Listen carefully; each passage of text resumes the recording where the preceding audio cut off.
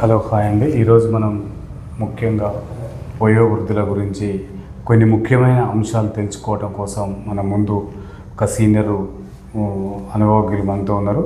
అసలు వయోవృద్ధులు పడుతున్న సమస్యలు ఏంటి, వారికి ఉన్న చట్టాలు ఎటువంటి చట్టాలు ఉన్నాయో వారిని తెలుసుకునే ప్రయత్నం చేద్దాం. నమస్కారం సార్.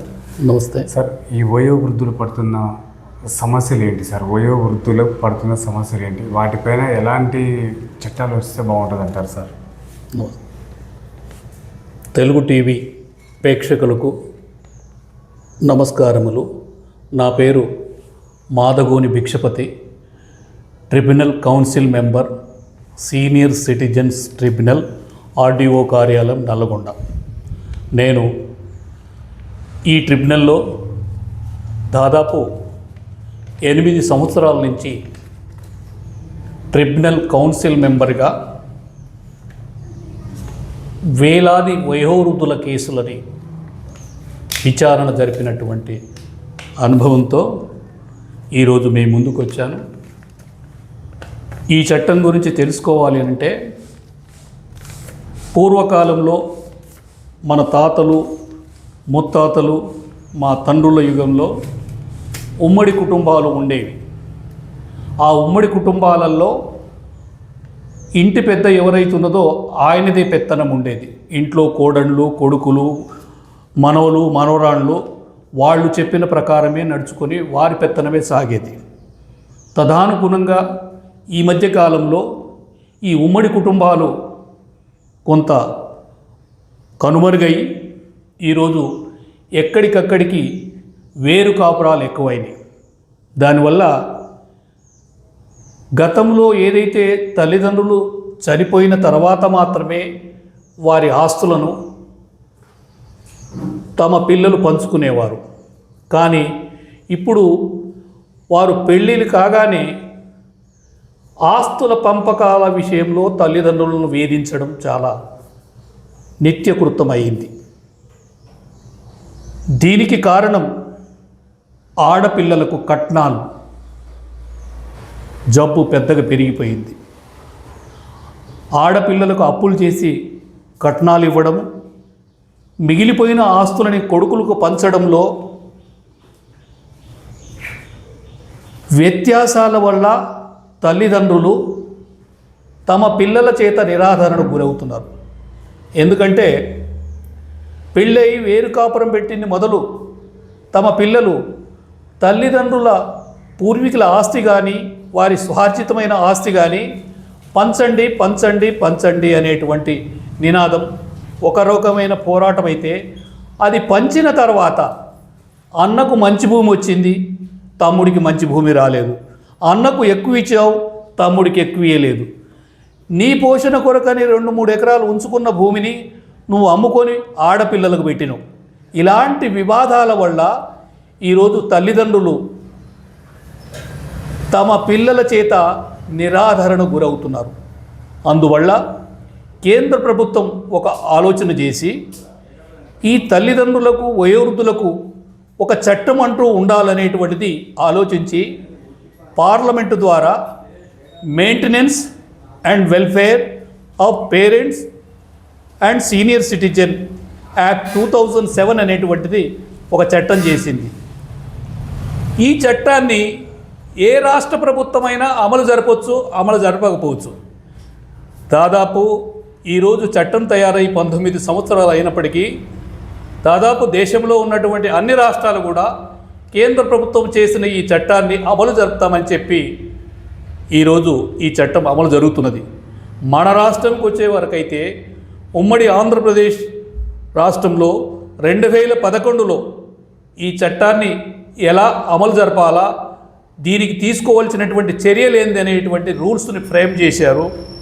ఈ రూల్స్లో ఏంటి అని అంటే, నిష్ఠాతులైనటువంటి ప్రతి ఆర్డీఓ కార్యాలయంలో ఒక సీనియర్ సిటిజన్ ట్రిబ్యునల్ పెట్టాలనేటువంటిది, ఆ ట్రిబ్యునల్లో నిష్ఠాతులైనటువంటి మేధావులని ఈ విచారణ జరపడానికి కౌన్సిల్ మెంబర్లుగా నామినేట్ చేయాలనేటువంటిది, అనుగుణంగా వారి ద్వారా మరి దీనికి ఆర్డీఓ ఏదైతే ఉన్నాడో ఆయన సబ్ జ్యుడిషియల్ మెజిస్ట్రేట్ కాబట్టి ఈ సీనియర్ సిటిజన్ ట్రిబ్యునల్ లోయర్ కోర్టుకు దానికి చైర్మన్గా ఆర్డీఓ గారిని పెట్టడం, విచారణ తదుపరి ఈ కౌన్సిల్ ఏకాభిప్రాయమే పిల్లలపై వచ్చినటువంటి ఆరోపణల మీద విచారణ జరిపి 2 వర్గాలకు నోటీసులు పంపి వీళ్లకు మెయింటెనెన్స్ రాయడం, తల్లిదండ్రులకు వాళ్ళ పోషణ ఖర్చుకు, వాళ్ళ ఆరోగ్య ఖర్చులు రాయడం, వారికి సేవలు చేయడానికి రాయడం అనేటువంటిది ఈ చట్టంలో ఉన్నది.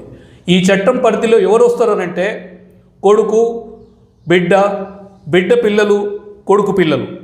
ఈ కొడుకు పిల్లలు వీళ్ళు ఈ చట్ట పరిధిలో ఈ వయోవృద్ధులు ఎప్పుడంటే 60 ఏళ్ళు దాటిన తర్వాత వాళ్ళు ఎలాంటి పని నిస్సహాయ స్థితిలో ఉంటారు కాబట్టి కొడుకులు కానీ, మనవలు కానీ, మనవరాళ్ళు కానీ వారి సంపాదన మీద కొంత వీరికి మెయింటెనెన్స్ ఇవ్వాలనేటువంటిది చట్టం. ఈ చట్టం ప్రకారంగానే ఎవరైతే వీళ్ళని బాగా చూసుకుంటున్నారో వాళ్ళు వదిలిపెట్టి ఇవి మిగతా వాళ్ళు మాకు నిర్లక్ష్యం చేస్తున్నారని చెప్పి మాకు వచ్చిన కంప్లైంట్స్ని విచారణ జరిపి వారికి చట్ట పరిధిలో నోటీసులు ఇచ్చి వాళ్ళకు మెయింటెనెన్స్ రాయడం, ఆరోగ్య ఖర్చులు రాయడం, వారి క్షేమం కొరకు పరిచర్యలు చేయడానికి పని మనుషులను పెట్టడం, ఇలాంటివన్నీ కూడా పూర్తి అధికారాలు ఈ కౌన్సిల్కు ఉన్నాయి. ఈ కౌన్సిల్ చేసినటువంటి తీర్పుని అమలు జరపని పక్షంలో వరుసగా 3 నెలలు తీర్పును అమలు జరపనేటువంటి వ్యక్తులని మళ్ళీ అది అమలు జరపలేదని రాతపూర్వకంగా మళ్ళీ కంప్లైంట్ వచ్చినప్పుడు వారిని విచారణకు పిలిచి అవసరమైతే 3 నెలల జైలు శిక్ష వేసేటువంటి అధికారం ఈ లోయర్ కోర్టుకు ఉన్నది. కాబట్టి ఈ చట్టం వయోవృద్ధుల బ్రహ్మాస్త్రంగా మనం భావించాల్సి వస్తుంది. ఓకే సార్, ఒక వయోవృద్ధులను కుటుంబ సభ్యులు ఏ విధంగా ఆదరిస్తే బాగుంటుంది అంటారు సార్? ఇప్పుడు ఆదరణ అనంటే ఈ కుటుంబ వ్యవస్థ అంతా కూడా ఒకప్పుడు గ్రామీణ స్థాయిలో తాతలు, ముత్తాతలు, తండ్రులు, మా తరమంతా కూడా ఒక ఉమ్మడి కుటుంబంగా ఉండి అక్కడే వ్యవసాయ కేంద్రాలలో పనిచేస్తూ ఏదో ఉపాధి వ్యవసాయ కార్మికులుగానో లేకపోతే వాళ్ళ కులవృత్తులలో పనిచేసేది. కానీ ఇప్పుడు పరిస్థితులు మారినాయి. వ్యవసాయ కుటుంబాలు రోజు రోజుకు అడుగంటిపోతున్నాయి, కులవృత్తులు కూడా అడుగంటిపోతున్నాయి. అంతా వేరు కుటుంబాలన్నీ కూడా పట్టణాలకు వలసపోతున్నాయి. ఆ వలసపోయిన సందర్భంలో తల్లిదండ్రుల నిర్లక్ష్యం చేయడం జరుగుతున్నది. ఆ నిర్లక్ష్యం చేసిన సందర్భంలో మాకొచ్చే కేసులు దాదాపు 100కి ఒక 10% కూడా మా దృష్టికి రావు. మా దృష్టికి వచ్చినప్పుడు వారికి నోటీస్ ఇచ్చి తల్లిదండ్రులని సమక్షంలో పిల్లలని దండించాలి, వాళ్ళని హెచ్చరించాలి అనేటువంటి మేము కఠినంగా మాట్లాడితే అదే తల్లిదండ్రులు కంఠశోకం పెట్టి అయ్యా నా పిల్లల్ని దండించొద్దు, మా పిల్లలు ఏమైనా నా కొడుకు నా వాడని చెప్పి అదే తల్లిదండ్రులు మమ్మల్ని ప్రాధేయపడి మళ్ళీ విడిపించుకుపోయే సందర్భాలు ఉన్నాయి. అంటే తల్లిదండ్రుల ప్రేమ ఎంత అమూల్యమైనదో, ఎంత ఆదరణీయమైనదో మనం పిల్లలు ఆలోచించాలా. ముఖ్యంగా పెళ్ళిళ్ళైన తర్వాత ఆస్తి పంపకాల విషయంలోనే వాళ్ళు తదనంతరం చనిపోయిన తర్వాత వీలునామాలతో కాకుండా ముందే వారి భూములను అమ్ముకోవడం, పంచుకొని రిజిస్ట్రేషన్ చేసుకొని అవి మళ్ళా పంపకాలు కుదరలేదని తండ్రుల మీద కక్ష తీసుకుంటున్నవి ఎన్నో కనపడుతున్నాయి. మా సందర్భంలో మాకు వచ్చిన అనుభవాల్లో చెప్తున్నవి ఏంటంటే ఎంతవరకు తల్లిదండ్రుల దగ్గర ఆస్తులు వారు చనిపోయినంత వరకు ఉంటాయో ఆ ఆస్తులని అది బెల్లంగడ్డ, ఎప్పుడైతే ఆ ఆస్తులు పిల్లల చేతికి పోతాయో అది ఐస్ గడ్డ మాత్రం అనేటువంటిది గుర్తించారు. మాకు తెలిసిన కేసులలో తల్లిదండ్రులను బెదిరించి కొడుకులు, కోడళ్ళు, మనవలు, మనవరాళ్ళు వాళ్ళు భూములు పంచుకొని వాళ్ళు దివాలా ఎత్తారు. తల్లిదండ్రుల దగ్గర ఉన్న 1 ఎకరం 2 ఎకరాలు మళ్ళీ పెంపు చేసి మళ్ళీ అదే పిల్లలు ఇచ్చడం జరిగింది. ఈ చట్టంలో ఏమున్నదనంటే సెక్షన్ 23 ప్రకారంగా పిల్లల పేరు మీద చేసినటువంటి ఆస్తులన్నింటిని కూడా తిరిగి తల్లిదండ్రుల పేరు మీద మార్చేటువంటి చట్టము ఈ సెక్షన్లో ఉన్నది. ఈ మధ్య కాలంలో 2022 తెలంగాణ ప్రభుత్వం దీంట్లో ఒక అమెండ్మెంట్ తెచ్చింది. ఆ అమెండ్మెంట్లో ఏంది అనంటే తల్లిదండ్రులు సంపాదించకపోవుగాక కొడుకుని పెంచి పెద్ద చేసి పెళ్లి చేసి పంపిన తర్వాత ఆయన ప్రయోజకుడై సంపాదించిన ఆస్తులను కూడా తల్లిదండ్రులను నిర్లక్ష్యం చేస్తే ఆ ఆస్తుని తల్లిదండ్రుల పేరు మీద చేసేటువంటి కొత్త చట్టం ఈరోజు వచ్చి కూర్చున్నది. ఈ మధ్యనే తెలంగాణ రాష్ట్ర ప్రభుత్వం అసెంబ్లీలో ఒక పాస్ చేసింది. ఎవరైతే సొంత సంపాదన నుండి తల్లిదండ్రులు నిర్లక్ష్యం చేస్తుండ్రో, అది ఉద్యోగులే కానివ్వండి, అధికారులే కానివ్వండి, డాక్టర్లే కానివ్వండి, పత్రికా విలేకరులే కానివ్వండి, ఎమ్మెల్యేలే కానివ్వండి, ఎంపీలే కానివ్వండి, ప్రజాప్రతినిధి ఎవరైనా కానివ్వండి, వారి జీతభత్యాల నుండి 15% జీతము నుంచే తొలగించి తల్లిదండ్రుల అకౌంట్లో వేయాలనేటువంటిది చట్టం కూడా కఠినమైనటువంటి చట్టం ఇది వచ్చింది. ఎన్ని చట్టాలు వచ్చినా కానీ కూడా ఈ చట్టం గ్రామీణ స్థాయిలో ప్రచారం లేకపోవడం వల్ల ఇది ఏమైనా విజ్ఞానవంతులకు మాత్రమే ఉపయోగపడుతున్నది తప్ప నిర్లక్ష్యరాశులైన గ్రామీణ ప్రాంతాల్లో ఉన్నటువంటి వయోవృద్ధులకు ఈ చట్టం అమలు జరపట్లేదు. ఈ చట్టంలో దీన్ని ప్రచారం చేయాలని చెప్పి పత్రికలలో, రేడియోలలో, టీవీలలో, గ్రామాలలో గ్రామ సభలు పెట్టి పోలీస్ స్టేషన్ ఒక ఏఎస్ఐ గారిని పెట్టి ప్రతి గ్రామంలో సమావేశం పెట్టి నెలకొకసారి వయోవృద్ధుని ఇంటికి వెళ్ళి వారి యోగక్షేమాలు తెలుసుకొని ప్రతి నెలకు ఒకసారి వయోవృద్ధుల లీస్టును ఎక్కడ ఆదరణ కోల్పోతున్నారు, ఎక్కడ క్షేమంగా ఉన్నారు అనేటువంటి రిపోర్టులు మాకు ట్రిబ్యునల్కు అందజేయాల్సి ఉండగా అది ఏమైనా పేపర్లకు మాత్రమే పరిమితం అవుతున్నారు. పోగా ఏ పోలీస్ స్టేషన్కైనా ఒక వయోవృద్ధుడు పోయి నా పిల్లల చేత నేను నిరాదరణ కోల్పోతున్నా, నేను నా కోడళ్లతో నేను వేధింపులకు గురవుతున్నా, నాకు న్యాయం చేయండి అని చెప్పి ఏ పోలీస్ స్టేషన్కి పోయినా కానీ కూడా అక్కడ పోలీస్ స్టేషన్లో సెక్షన్ 21 ప్రకారం వీరి కేసును త్వరితగతి తీసుకొని కంప్లైంట్ తీసుకొని వీరింటికి పోయి విచారణ జరిపి కొడుకులకు కౌన్సిలింగ్ ఇచ్చి అప్పటికి పరిష్కారం కాకపోతే ఈ ట్రిబ్యునల్కు వారిని హ్యాండ్ ఓవర్ చేయాల్సి ఉండగా పోలీసు వారి కూడా ఈ చట్టం సక్రమంగా తెలవకపోవడం, మేమిచ్చినటువంటి తీర్పులని పోలీసు వాళ్లకు సంబంధిత తహసీల్దారులకు ఇచ్చినప్పటికీ దాని సంబంధిత డిపార్ట్మెంట్కు మేము ఇచ్చినటువంటి తీర్పు కాపీలను కూడా అమలు జరపడంలో చాలా నిర్లక్ష్యం కనపడుతున్నది. అందువల్ల ఈ చట్టం అమలు జరపాలంటే ప్రభుత్వం ఎవరెవరికి ఏ సెక్షన్ల ప్రకారంగా అధికారం ఉన్నది, ఎవరెవరు ఏ చట్టాన్ని ఈ వయోవృద్ధులకు సంక్షేమం కొరకు ఎవరెవరు ఎక్కడ పనిచేయాలనేటువంటి పని చేసినప్పుడు మాత్రమే కేంద్ర ప్రభుత్వం తీసుకొచ్చినటువంటి ఈ చట్టం సఫలీకృతమవుతుందనేటువంటిది నా అభిప్రాయం. ఓకే సార్, ఇప్పుడు రాష్ట్ర ప్రభుత్వాలు ప్రవేశపెట్టిన పథకాలు వయోవృద్ధులకు ఎంత మేరకు ఉపయోగపడుతున్నాయని మీరు భావిస్తున్నారు సార్?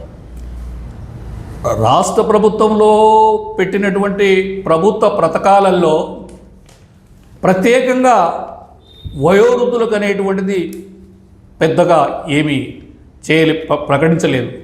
కానీ ఈ చట్టంలో ఏమున్నదని అంటే ప్రతి పోలీస్ స్టేషన్లో వయోవృద్ధులకు సెల్ కావాలి, ఆ వయోవృద్ధుల రిపోర్టు నెలకు ఒకసారి తీసుకోవాలి, అది జరగడం లేదు. తర్వాత ఈ వయోవృద్ధులకు సంబంధించినటువంటి చట్టాలు అమలు జరుగుతున్నాయా లేదా అనేటువంటిది కూడా చూడాలి, అది జరగడం లేదు. ఏ ప్రభుత్వ ఆసుపత్రిలో అయినా కూడా వయోవృద్ధులకు ప్రత్యేకంగా క్యూ లైన్లు ఉండాలి. ఏ హాస్పిటల్లోనైనా ప్రభుత్వ ఆసుపత్రిలో జిల్లా హెడ్ క్వార్టర్లో ఈ సమస్యని మేము కౌన్సిల్గా ప్రభుత్వానికి ఎన్నిసార్లు చెప్పినప్పటికీ వయోవృద్ధులకు ట్రీట్మెంట్కి వెళ్ళినప్పుడు లైన్లు ఉండలేవు. ఒక దగ్గర హాస్పిటల్ పోయి ఒక ఓపీ చిట్టి తీసుకోవాలంటే కనీసం గంట సేపు పడుతున్నది. ఒక 60-70 ఏళ్ళు ఉన్న వ్యక్తి లైన్లో నిలబడి ఆయన ఓపీ స్లిప్ తీసుకోలేడు, మందులు తీసుకోలేడు. కానీ ఈ చట్టంలో ఉన్నది ఏంటంటే ప్రతి వయోవృద్ధుడికి క్యూ లైన్ వేరే ఉండాలా, హాస్పిటల్లో డాక్టర్లు వేరే ఉండాలా, వీళ్ళకు వార్డులు వేరే ఉండాలా, వీళ్ళ సంక్షేమం కొరకు ఒక ప్రత్యేకమైనటువంటి సెల్ ఉండాలని చెప్పినప్పటికీ ఇది ప్రభుత్వ పర్యవేక్షణ లోపం వల్ల ఇది అమలు జరగడం లేదు. వయోవృద్ధులు ఏదైనా బస్సు ఉన్నది చూడండి, ఇప్పుడు మీరు ఈ బస్సులలో వయోవృద్ధుడు బస్సు ఎక్కాలంటే నరకయాతన పడుతున్నాడు. ఈ మహిళలకు ఏదైతే ఈ ఫ్రీ పథకం అయితే ఏదైతే పెట్టిండ్రో ఏ బస్సు వచ్చినా కానీ కూడా 2 లైన్ల నుంచి మహిళలే ఎక్కుతున్నారు. వయోవృద్ధులకు కేటాయించినటువంటి 2 సీట్లు కనీసమైన 2 సీట్లలో కూడా వయోవృద్ధులు కూర్చోవాలి అని అంటే అక్కడ ఏ మహిళ కూడా లేవట్లేదు. కండక్టర్కి చెప్పితే అది మేము చూడలేము సార్, మీరే చూసుకోండి అంటుండ్రు.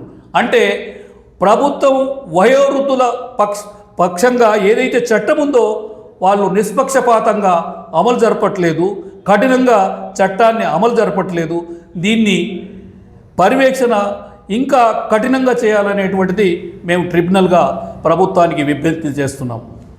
సార్, ఈ రోజుల్లో వయోవృద్ధులను యువత ఏ విధంగా చూస్తే బాగుంటుంది మీరు భావిస్తున్నారు సార్? ఇప్పుడు మా సంకేతము వయోవృద్ధులు నేనంటే మేము చెప్పేది ఏంటంటే పిల్లలకు మీరు ముందు ఫస్ట్ ఆఫ్ ఆల్గా ఆడపిల్లలకు కట్న కానుకలు ఇవ్వద్దు, కట్నాలు ఇవ్వద్దు. కట్నాలు ఇవ్వడం వల్ల ఈ పంపకాల విషయాల్లో డిస్ప్యూట్ పెరుగుతున్నాయి, తల్లిదండ్రులకు శిక్షలు వస్తున్నాయి, పెరుగుతున్నారు, వాళ్ళు నరకయాతన పడుతున్నారు. ఏదో ఆడపిల్లకు కట్నం ఇచ్చినామని చెప్పి కొడుకులకే భూమి ఇస్తున్నామని చెప్పి పిల్లలు అటు ఆడపిల్లలు చూస్తలేరు, ఇటు మగపిల్లలు చూస్తలేరు. కొడుకులు తల్లిదండ్రులు ఈ నిరాదరణకు గురవుతున్నారు. దీనికి ఒకటే పరిష్కారం ఏంటంటే ఈరోజు మేము వయోవృద్ధులుగా మేము చెప్తున్నది ఏంటంటే ప్రతి ఆడపిల్ల కూడా కట్నం అడిగే పిల్లగాన్ని నేను పెళ్లి చేసుకోనని చెప్పి దీక్ష పూనాలి. తల్లిదండ్రుల ఆస్తులని సమానంగా పూర్వీకుల ఆస్తులు కానీ తండ్రి ఆస్తులను కానీ వారి తదనంతరం మాత్రమే అందరూ సమానంగా పంచుకోవాలి. ఆడపిల్లతో పాటు కొడుకులు కూడా సమానంగా పంచుకున్నప్పుడే ఈ వయోవృద్ధులకు మేలు జరుగుతుంది. ఈ ఆస్తులు వీరి చేతులు ఉన్నప్పుడే పిల్లలకు క్షేమం జరుగుతుంది. ఆ ఆస్తులు ఇంకా పెరుగుతాయి తప్ప తరగయి. తల్లిదండ్రుల ఆస్తులు, వారు సంపాదించిన ఆస్తులు తల్లిదండ్రుల వరకు ఉన్నంత వరకే పంపకాలు జరుగుతుంది. ఆ పంపకాలలో ఆడపిల్లలలో మగపిల్లల్లో వివాదాలు వచ్చి ఈయనని నిర్లక్ష్యం చేయడం, ఈయన మీద వాళ్ళ మీద వీళ్ళు మా దగ్గర వచ్చి కేసులు పెట్టేయడం, చివరికి వయోవృద్ధుల కేసులను కేవలం కుటుంబ కేసులుగా వీళ్ళ వాటాల పంపకాల కేసుగా తయారవుతున్నాయి. ఎందుకనంటే అందుకే దీనికి అంతటికి పరిష్కారం ఏంటంటే తల్లిదండ్రులు కఠినంగా వాళ్ళ చేతిలో ఉంటే మాత్రము మీకు ఒక 10 ఎకరాలు ఉంటే ఒక గంట భూమి కూడా వాళ్ళు ప్రాణం పోయినా కానీ అమ్ముకోరు. కానీ పిల్లల చేతికి పోయిన తర్వాత తండ్రిది పెత్తనము, కోడలిది పెత్తనము, కొడుకులది పెత్తనం, బిడ్డలది పెత్తనం, ఊహా ప్రపంచంలో దాన్ని అమ్మేసి మొత్తం పల్లీలు కొనే పరిస్థితి వస్తున్నది, కరిగిపోతున్నది. మాకు కొన్ని కేసులు చూసాము. తల్లిదండ్రుల దగ్గర ఉన్న ఆస్తులు ఎంత భద్రంగా ఉన్నాయి, తల్లిదండ్రులు పంచిన ఆస్తులు పిల్లలు ఏం చేసుకున్నారు, ఎట్లా వృధా అయిపోయింది అనేటువంటిది గమనించాలి. అందుకని ప్రతి వయోవృద్ధుడు మేధావులు మేము వారికి విజ్ఞప్తి చేసేదంటే మీరు క్షేమంగా మీ పిల్లలతో ఆదరణ కోల్పోకుండా మీరు నిండు నూరేళ్ళు మీ పిల్ల పాపలతో ఆనందంగా ఎలాంటి సమస్యలు ఉండదు అనంటే మీరు ఆడపిల్లలకు కట్నం ఇవ్వద్దు. మీ ఆస్తులని వీలునామాలో కొడుకులకు బిడ్డలకు సమానంగా రాయాలనేటువంటిది మేము ఈ చట్టంలో విచారణ జరిపిన కేసుల ద్వారా మేము అర్థం చేసుకున్నటువంటి విషయం సార్. ఓకే సార్, ఇప్పుడు వయోవృద్ధులు ఆరోగ్యంగా సంతోషంగా ఉండాలంటే ఎలా చేస్తే బాగుంటుందని మీరు భావిస్తున్నారు సార్? వయోవృద్ధులు ఆరోగ్యంగా ఉండాలి అంటే మీరు గ్రామీణ స్థాయిలో చూసినట్టయితే 70-75 ఏళ్ళ ముసలమ్మలు కూడా ఈరోజు పత్తి ఏరబోతున్నారు. కొడుకులు, కోడళ్ళు, మనవల పెళ్ళిళ్ళు అయినాక కూడా వాళ్ళు పని చేయడం, పత్తి ఏరడము, వ్యవసాయ కార్మికులుగా పనిచేయడం పోతున్నది. 60 ఏళ్ళ తర్వాత వాళ్ళు ఏ పని చేయకుండా కేవలం పిల్లల మీద ఆధారపడి వారికి పౌష్టికాహారం అందించినప్పుడు వారికి కావలసినటువంటి మందులు ఈరోజు ఏమైందనంటే 60 ఏళ్ళు దాటిపోయిన తర్వాత చాలా భాగం వయోవృద్ధులకు బీపీలు, షుగర్లు, థైరాయిడ్లు, రకరకాలైనటువంటి రోగాలు వస్తున్నాయి. కానీ ఈ మందులు ఇప్పియడంలో పిల్లల నిర్లక్ష్య వైఖరి కనపడుతున్నది. ఎవరైతే విజ్ఞానవంతులు ఉన్నారో, మేధావులు ఉన్నారో, ఉద్యోగులుగా, ఒక ఉపాధ్యాయులుగా, గజిటెడ్ ఆఫీసర్స్గా, ఒక మధ్యతరగతి ఉద్యోగులుగా ఉన్నారో వారు క్రమం తప్పకుండా ఈ మందులు వాడుతున్నారు. ఎప్పటి వరకు వాడుతున్నారు? వారి జ్ఞాపక శక్తి 70-75 ఏళ్ల వరకు డాక్టర్ చెప్పిన ప్రిస్క్రిప్షన్ ప్రకారంగా మందులు వాడడం వల్ల ఆ వయోవృద్ధులు 90 ఏళ్ళు కూడా దాటిపోయిన వాళ్ళు ఉంటున్నారు. మీరు గ్రామీణ స్థాయికి పోయినట్టయితే వారికి పెన్షన్ లేదు. వాడికి ఏముందంటే బహుశా ఏంటంటే ఈ రాష్ట్ర ప్రభుత్వ ఉద్యోగులకు పెన్షన్స్ వస్తున్నాయి కాబట్టి ఇక్కడ ఒక గొడవ. ఈ పెన్షన్ తీసుకోవడంకో ఈ నెల ఈ దగ్గర నా దగ్గర అంటే 29 తారీఖు నాడే ఎదురు చూస్తాడు, మా నాయన ఎప్పుడు వస్తాడు నా ఇంటికి, నువ్వు పెన్షన్ కార్డు తీసుకొని వస్తున్నావా, పెన్షన్ బుక్ తీసుకొని వస్తున్నావా, నీ మందుల చిట్టి తీసుకొని వస్తున్నావా అని చెప్పి వాళ్ళు క్షేమంగా చూసుకుంటున్నారు. ఎంతవరకు వాళ్ళు క్షేమంగా ఉంటే ఆ పెన్షన్ డబ్బులు వస్తాయి. ఒక 50,000 60,000 వస్తే 10,000 వాళ్ళకి ఖర్చు పెట్టుకొని 40,000 మేము తినొచ్చు అనేటువంటిది. కానీ గ్రామీణ స్థాయిలో పోయినట్టయితే ఈరోజు చాలామంది వయోవృద్ధులు తమ పిల్లల చేత నిరాధరణకు గురవుతున్నారు. అయితే మనకు వయోవృద్ధులకు ఒక బ్రహ్మ వరం ఏంటంటే తెలంగాణ ప్రభుత్వం కానివ్వండి, పూర్వ ప్రభుత్వమే కానివ్వండి, వయోవృద్ధుల పెన్షన్ ఇవ్వడం వల్ల 2000 రూపాయల పెన్షన్ ఇవ్వడం వల్ల ఈరోజు అంతవరకైన వయోవృద్ధులని కొంత ఆదరిస్తున్నారు. కాకపోతే అక్కడ కూడా పోటీ, ఏ నెల పంచుకోవడం. ఈ నెల నాది చిన్న కొడుకు, వచ్చే నెల పెద్ద కొడుకు, తర్వాత నాలుగో కొడుకు, బిడ్డ కాడి కంటే బిడ్డ నేను ఆస్తులు పంచుకోలేదు కదా, నేను కట్నాలు తీసుకుని పోయిన అమ్మ నాన్న అక్కర్లేదు నాకు. కానీ ఈ చట్టంలో ఉన్నది ఏంటంటే ఆస్తులు సమానమే ఉన్నాయి, బాధ్యతలు సమానమే ఉన్నాయి, సేవలు కూడా సమానమే ఉన్నాయి. మీ అత్తగారి దగ్గర ఉన్నా కానీ కూడా తల్లిదండ్రులను తీసుకోవాలా. మీరు ఆదరణ కోల్పోతే మీకు కూడా చేయలేసేటువంటి చట్టం మా దగ్గర ఉన్నది. కాబట్టి ప్రతి ఆడపిల్ల కూడా మేము కట్నాలు అడగం, మా తల్లిదండ్రుల ఆస్తులను సమానంగా పంచుకుంటామని చెప్పి మీరు కఠినంగా నిలదీసిన రోజు ఇక్కడ వివాదాలు రావు. అయితే గ్రామీణ స్థాయిలో ఆ 2000 రూపాయలు కూడా అక్కడ వయోవృద్ధులకు చేరడం లేదు. ఒక 70-75 ఏళ్ళు అయిన తర్వాత వాళ్ళ జ్ఞాపక శక్తి తగ్గుతుంది. పోస్ట్ ఆఫీస్కు తీసుకుపోయి ఏలు ముద్ర వేసిన తర్వాత ఆ డబ్బులు లెక్క పెట్టుకునేది ఎవరంటే వాళ్ళ మనవడో మనవరాలో పిల్లలో వాళ్ళే. ఇంటికి వచ్చిన తర్వాత కనీసమైనా కానీ ఆ 2000 రూపాయలలో ఒక 500 రూపాయలు వాళ్ళకు పండ్లో కాకపోతే పౌష్టికాహారమో అటువంటిది అందియట్లేదు. కానీ ఏమైనా కానీ కూడా ఈ 2000 రూపాయలు ఆసరా పెన్షన్ లేని పక్షంలో ఉంటే ఈరోజు గ్రామీణ స్థాయిలో వయోవృద్ధులు 100కి 90 మంది ఆకలి చావులు చచ్చేవాళ్ళు.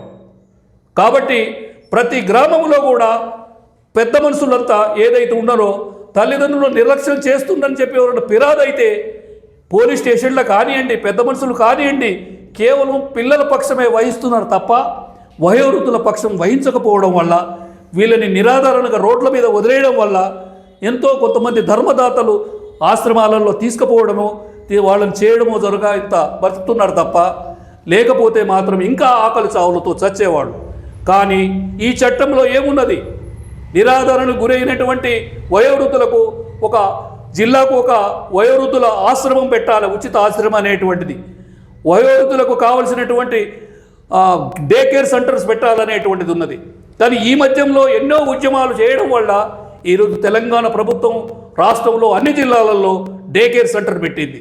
ఆ డే కేర్ సెంటర్కు వచ్చి ఏ వయోవృద్ధుడైనా కానీ కూడా అట్లా ఉంటే కూర్చుంటే వాళ్లకు టీ కాఫీలు ఇస్తారు, మధ్యాహ్నం ఉంటే భోజనం ఇస్తారు, వాళ్లకు లీగల్ సలహాలు కావాలంటే మాలాంటి వాళ్ళని తీసుకుపోయి కౌన్సిలింగ్ ఇస్తారు, వాళ్ళ పిల్లల తల్లిదండ్రులు ఏ విధంగా చూస్తుండ్రు అనేటువంటిది చేస్తారు. ఈ ట్రిబ్యునల్కు రావాలంటే ₹1 కూడా ఖర్చు పెట్టడానికి అవసరం లేదు. తన ఆధార్ కార్డు కూడా మా అసిస్టెంట్లే మాత్రమే, మా స్టాఫ్ మాత్రమే జిరాక్స్ తీసుకొని ప్రొఫార్మా ఇచ్చి అప్లికేషన్ రాసి వారికి నోటీస్ ఇచ్చినంత వరకు ₹1 ఖర్చు లేదు. ఇక్కడ మా దగ్గర అడ్వకేట్లు ప్రవేశం లేదు. అడ్వకేట్ల దగ్గరికి సలహాలకు పోయినా కానీ కూడా వయోవృద్ధులను పీడించి వసూలు చేసిన సందర్భాలు మా దృష్టికి వస్తున్నాయి. కాబట్టి మీరు ఏ వయోవృద్ధుడైనా మీరు సమస్యలు చెప్పుకోవాలంటే నల్లగొండకు వచ్చినట్టయితే మీకు బస్టాండ్ దగ్గర రెడ్ క్రాస్ సొసైటీలో ప్రణామ్ అనేటువంటి డే కేర్ సెంటర్ ఉంది.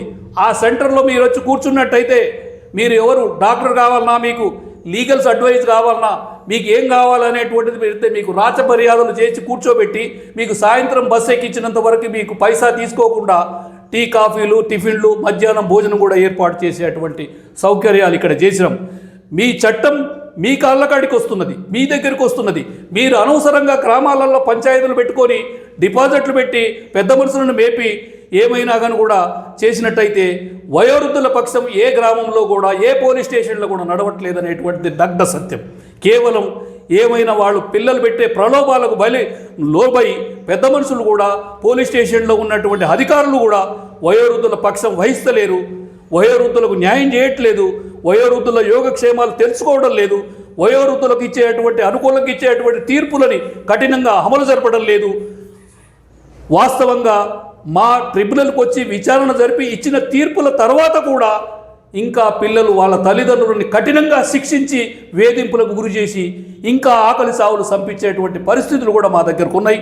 మరి పోలీసు వారు కానీ సంబంధిత మా సబార్డినేట్ తహసీల్ స్థాయిలో కానీ ఈ విషయంలో, ఈ చట్టం విషయంలో కఠినంగా తీసుకోకపోవడం వల్ల మాత్రమే ఏదైతే ఈ చట్టం చేసిన ప్రయోజనాలు వాస్తవంగా అమలు జరగడం లేదు.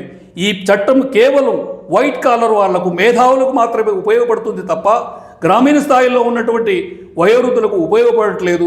అందువల్ల వయోవృద్ధులు గ్రామీణ స్థాయిలో ఉన్నటువంటి వయోవృద్ధులకు ట్రీట్మెంట్ లేకపోవడం వల్ల, ఆ బీపీ షుగర్ మందులు సక్రమంగా ఇవ్వకపోవడం వల్ల, వాళ్ళ పిల్లల పర్యవేక్షణ లేకపోవడం వల్ల, ఒక రకంగా వాళ్ళు పట్టణాలలో ఉండి తల్లిదండ్రులు చూసుకోకపోవడం వల్ల వయోవృద్ధులు నిర్లక్ష్యానికి గురవుతున్నటువంటిది నా అభిప్రాయం. ఓకే సార్, ఇంకేమైనా చెప్పాలనుకుంటున్నారా మీరు ఛానల్ ద్వారా? ఇప్పుడు మేము ఈ చట్టం విషయంలో ప్రభుత్వం మాకు అప్పగించినటువంటి బాధ్యతలని చాలా కఠినంగా మా నల్గొండ డివిజన్కి వచ్చినట్టయితే, నేను నాతో పాటు జి సుదర్శన్ రెడ్డి గారని ఇద్దరు కౌన్సిల్ మెంబర్లు ఉన్నాము. వచ్చిన కేసులన్నింటిని కూడా మా చైర్మన్ గారు లేకున్నా కానీ కూడా మేము స్వయంగా విచారణ జరిపి రిపోర్ట్ సబ్మిట్ చేసి 1000 కేసులు పరిష్కారం చేసినటువంటి ఘనత రాష్ట్రంలో మాకే దక్కింది. రాష్ట్ర ప్రభుత్వం విచారణ చేసి ఏ ట్రిబ్యునల్లో అత్యధిక కేసులు విచారణ చేసి తీర్పులు ఇచ్చారు అనేటువంటి పర్యవేక్షణ చేసినప్పుడు అది మా నల్లగొండ జిల్లా మొదటి స్థాయిలో నిలబడ్డది. రాష్ట్రంలోనే ఒక ప్రథమ బహుమతి తీసుకున్నటువంటి ఘనత రవీంద్ర భారతిలో 5,000 మంది సమక్షంలో మంత్రులు, ఒక ముఖ్యమంత్రి తప్ప మొత్తం ప్రభుత్వ యంత్రాంగంలో నల్లగొండ జిల్లా వయోవృద్ధుల సంక్షేమ ట్రిబ్యునల్ ఇది అనేటువంటి చాటి చెప్పి మేము మొదటి అవార్డు తొలిసారిగా మేము తీసుకున్నాము. రెండవ బహుమతి సికింద్రాబాద్ వాళ్ళు తీసుకున్నారు. కాబట్టి ప్రతి ట్రిబ్యునల్లో కూడా నిష్పక్షపాతమైనటువంటి కౌన్సిల్ మెంబర్లని నామినేట్ చేసి వయోవృద్ధుల కేసులను 60 రోజులలో పరిష్కారం చేసి ఇచ్చిన తీర్పులను ఎప్పటికప్పుడు కఠినంగా అమలు జరిపినప్పుడు మాత్రమే ఈ కేంద్ర ప్రభుత్వం చేసినటువంటి వయోవృద్ధుల రక్షణ చట్టం వయోవృద్ధులకు ఉపయోగపడుతుందని చెప్పి, వయోవృద్ధులు కూడా మీ పిల్లలు ఎన్ని ఆటుపోట్లు ఎన్ని బెదిరించినా కానీ కూడా మీ ఆస్తులని ఎవరి పేరున మీరు ఇవ్వకూడదని, మీరు తెల్ల పేపర్ మీదనైనా సరే వీలునామాలు రాసి, మీ స్వార్జితమైతే మీ ఇష్టం, మీ పూర్వీకుల ఆస్తి అయితే అది కఠినంగా అందరికి వస్తుంది. కాబట్టి మీరు భూమి, మీ ఆస్తులు, మీ బంగారాలు, మీ డబ్బులు పంచకపోవడం, పంచి వివాదాల చిక్కుకోవద్దని చెప్పి, మీ ఆస్తులను మీరు భద్రంగా ఉంచినట్టయితే మీ పిల్లలకు భవిష్యత్తుని ఇస్తారని చెప్పి నేను ఈ సందర్భంగా వయోవృద్ధులందరినీ కూడా అభ్యర్థిస్తున్నాను. అందువల్ల ఈ వయోవృద్ధులకు సంబంధించినటువంటి ఇలాంటి వీడియోలన్నీ కూడా తెలుగు టీవీ వాళ్ళు ఎప్పటికప్పుడు మీకు అందజేస్తారు. మీకు జరుగుతున్నటువంటి అన్యాయాన్ని మీరు వారి సమక్షంలో కూడా చర్చించుకోవచ్చు. మీ సమస్యలు ఏమన్నా ఉన్నట్టయితే మా టోల్ ఫ్రీ నెంబర్ 14567కు మీరు ఫోన్ చేసినట్టయితే మా యొక్క ఫీల్డ్ ఆఫీసర్ మీ దగ్గరికే వస్తాడు, మీ పిల్లల్ని విచారిస్తాడు. కఠినంగా అమలు కౌన్సిలింగ్ ఇచ్చినక్కడ పరిష్కారం రాకపోతే మా ట్రిబ్యునల్కు తీసుకొచ్చి హ్యాండ్ ఓవర్ చేస్తారు. మీరు ఏ రకమైన శిక్షలు వేయాలి, మీ క్షేమం కొరకు కావాలన్నా వాళ్ళకి శిక్షలు వేయాలన్నా మీరు చెప్పిన ప్రకారంగానే ఈ ట్రిబ్యునల్ కఠినంగా పనిచేస్తుందని చెప్పి, ఎవరికి పిల్లల మీద వేసినటువంటి శిక్షలను తగ్గించే అధికారం కేవలం ఒక అప్పీలేట్ కోర్టు కలెక్టర్కి మాత్రమే ఉన్నది. కాబట్టి దీని మీద ఇతర సివిల్ కోర్టులు కానీ క్రిమినల్ కోర్టులు కానీ మేము ఇచ్చేటువంటి ఆదేశాలను, జైలుని, బెయిల్ ఇచ్చేటువంటి అధికారం లేదని చెప్పి, దీని మీద వారిని ఎవరిని కూడా అడ్వకేట్లను కూడా కలవాల్సిన అవసరం లేదని చెప్పి, మీరు నేరుగా ప్రతి ఆర్డీఓ కార్యాలయంలో ఉన్నటువంటి ఈ సీనియర్ సిటిజన్ ట్రిబ్యునల్కి వచ్చినట్టయితే మీకు ఒక ఫామ్ నెంబర్ 4 ఇస్తారు. మీరు తీసుకురావాల్సింది మీ ఆధార్ కార్డు మాత్రమే. అదే మీరు మాకు ఇచ్చే 10,000. తప్పనిసరిగా మీ తల్లిదండ్రుల పిల్లల మీద ప్రేమ మానుకోండి. మీ పిల్లల్ని సంస్కరించాలనంటే, మీ ఆస్తులు ఒత్తిడి చేస్తున్నారంటే మాకు కంప్లైంట్ చేయండి. మీ ఆస్తులు మా పేరు మీద చేయండి అని చెప్పి ఏ పిల్లలు మిమ్మల్ని బెదిరిస్తున్నారో మాకు వెంటనే 14567కు మీరు ఫోన్ చేసినట్టయితే వారిని మా కౌన్సిల్కు పిలిపించి, మా కోర్టుకు పిలిపించి హెచ్చరిస్తాము. వారి ఆస్తులను కాపాడుతాము, వారి భవిష్యత్తును నిలబెడతాము, వారి ఆస్తులని మీ ద్వారా పెంపు చేయించేటువంటి సాధనం చెప్తామనేటువంటిది నా యొక్క అభిప్రాయం. Okay sir, thank you sir. చూస్తుండండి, మరో అంశం పైన మరో వ్యక్తితో మీ ముందుకు వస్తుంది తెలుగు టీవీ ఛానల్.